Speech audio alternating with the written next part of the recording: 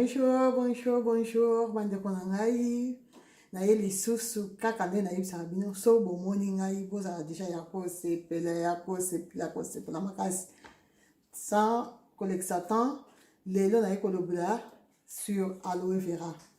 Aloe vera bandeko na ngai. Aloe vera eza plante moko naturelle.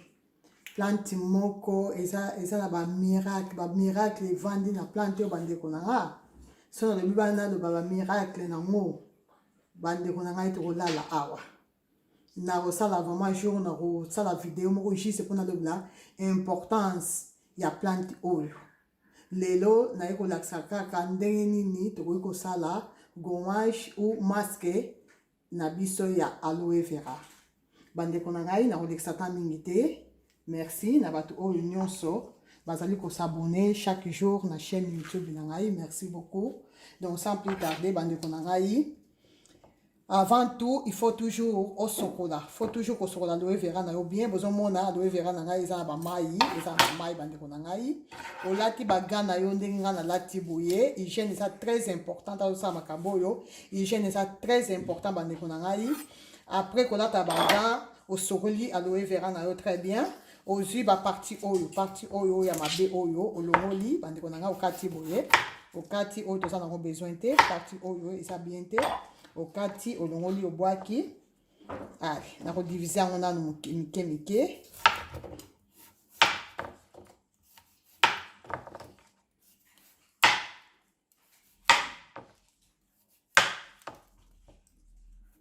Oyo toza nango besoin te tobwaki boye. Après tozwa ba oyo basende oyo nyonso olongoli yango boye okati olongoli obwaki kuna eza important te. Aloe vera bandeko na ngai eza très important pona ba poso na biso. Po aloe vera elongolaka ba tache bandeko na ngai. Aloe vera eza anti-tache. Eza très important surtout pona bato oyo baza na ba tache. Une fois na utaki na pays moko boye bangungi baswaki nga makasi.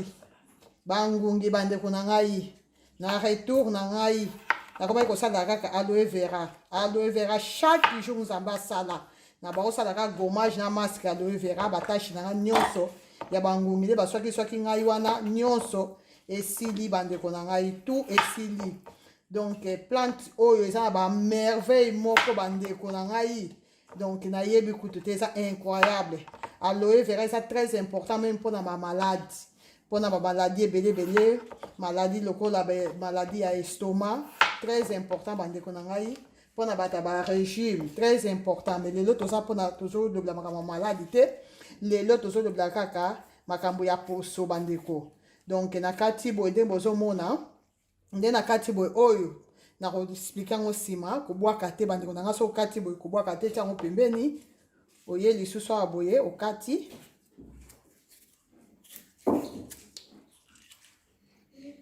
oyo tiango pembeni rese okati yango faut kolongola bien ba nini nyonso vert toza nango besoin te na kati ya gel na biso tozosala gel na biso toza na besoin ya ba vert oyo te nyonso faut kolongola yango bien obwaka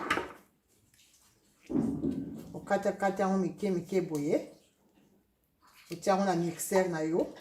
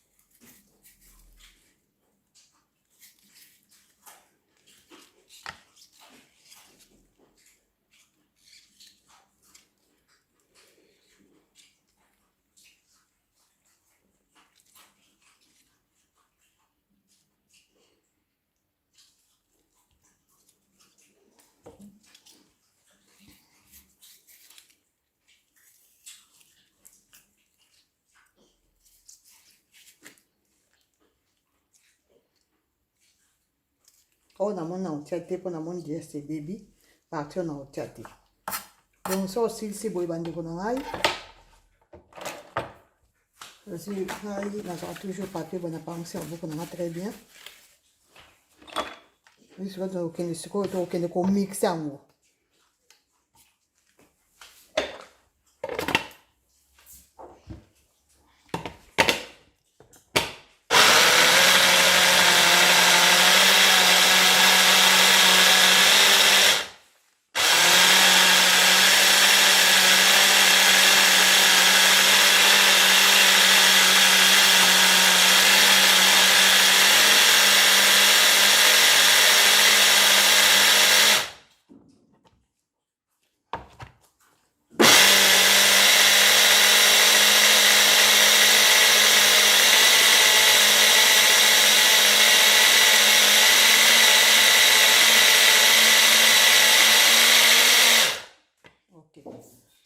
Mixer boy bande kunanga uzwi yango olongoli uzwi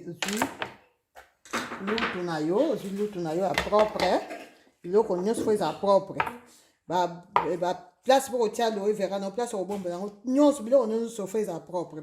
Donc hygiène eza très important po eza iloko totia na elongi vraiment hygiène eza très important bande kunanga na soko okabula yango boye ntia yango so ndambu boye Ati, ndambu. Nazi susu awa boye. Natie su boye. Bon, esili boye. Natie.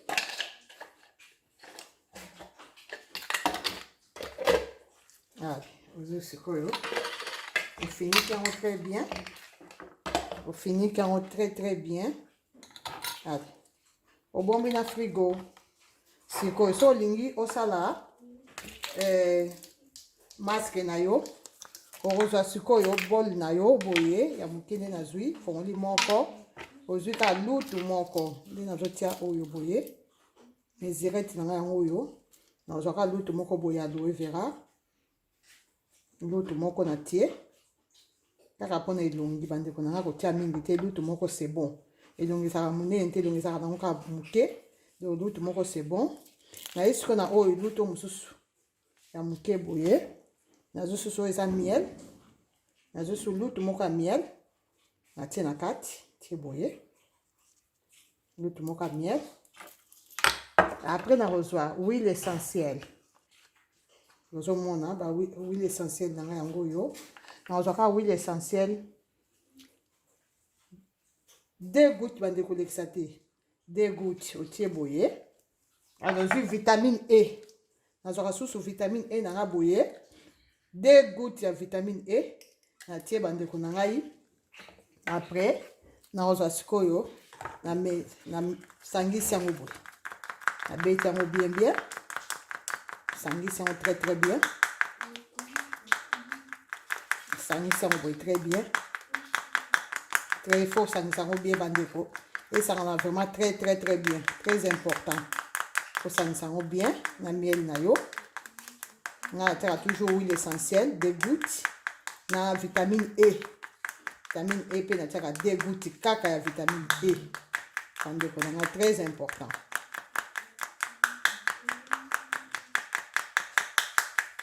moni esangani très bien bozomona pati na nga yango oyo esangani très bien ntango osisa boye ozwi sikoyo pension na yo boye ozwi boye allez ozotia na elongi otia par exemple oyo soki eza elongi ozotia otie partout otie partout elongi mobimba soki osilisi ovandisi yango 15 minutes bandeko na ngai ovandisi yango pendant 15 minutes après orince elongi ntango orince elongi ozwi sikoyo huile de coco soit huile ya carotte soit huile d'olive otie na elongi bandeko mpona kohydrate poso très important après kozela 15 minutes après orince elongi donc osokoli elongi na eau tiède bandeko na ngai osokoli elongi na eau tiède après kosokola elongi okozwa opangwisi elongi bien ntango ozopangwisa elongi kopangwisa elongi boye te bandeko na ngai boye te kofrote boye te mais ozotia kaka boye ozotia ozwi kaka ga na yo otie boye ozotia boye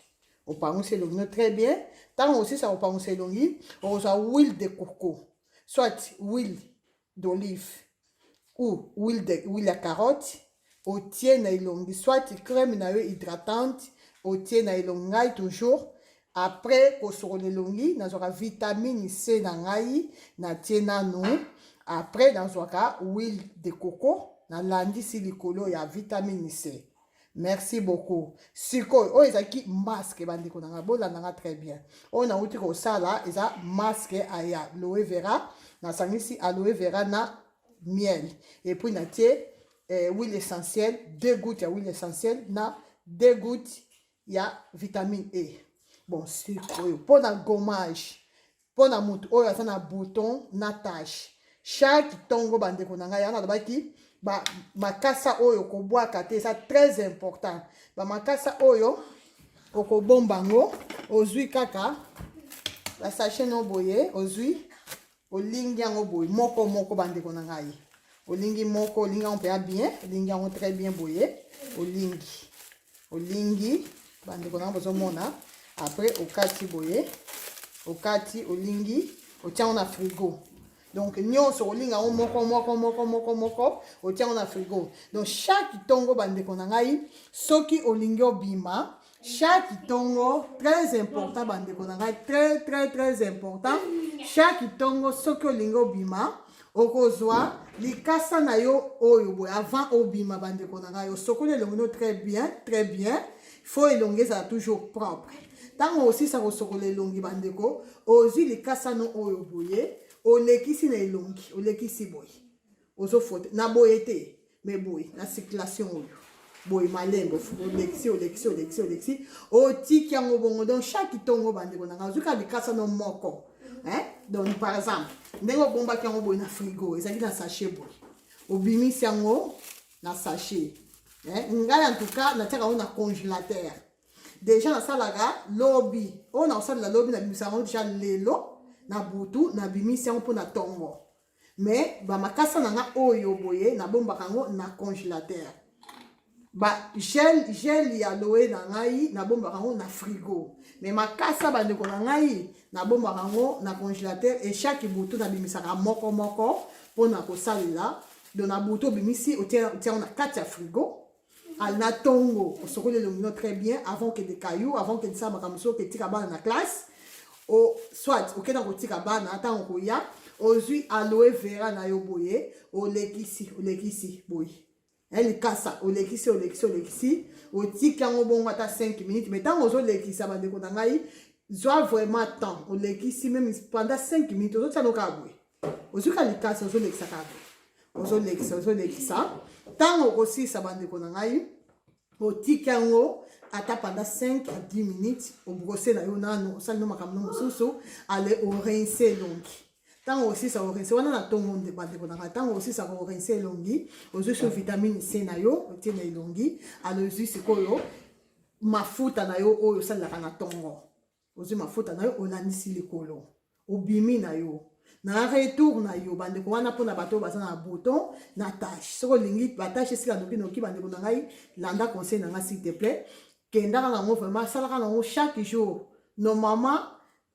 masque ya bamasque nyonso basala yango kaka une fois kolekisa ata 2 fois par semaine mais soki okomi na batache na babouton eza so makambo ya une fois ou 2 fois na semaine te ekomi likambo ya chaque jour nzambe asala chaque jour pendant 10 jours bandeko na ngai batache no il faut esila bouton il faut esila pendant 10 jours s'il te plaît mais après na pokwa ntango koya ozwi siko masque na yo osali kaka nde touti kolakisa osali masque na yo aloe vera na miel huile essentielle très bien ça très important mpona kolongola batache otie na elongi na yo ndenge kaka touti kolakisa après nango ntango orese elongi ohydrate poso après kohydrate poso bandeko na ngai wana sikoyo natie nde asuivre na kolakisa sikoyo lotion oyo okotia après nango po esili so batache une fois pour toutes po esili so babouton une fois pour toutes merci bisous bye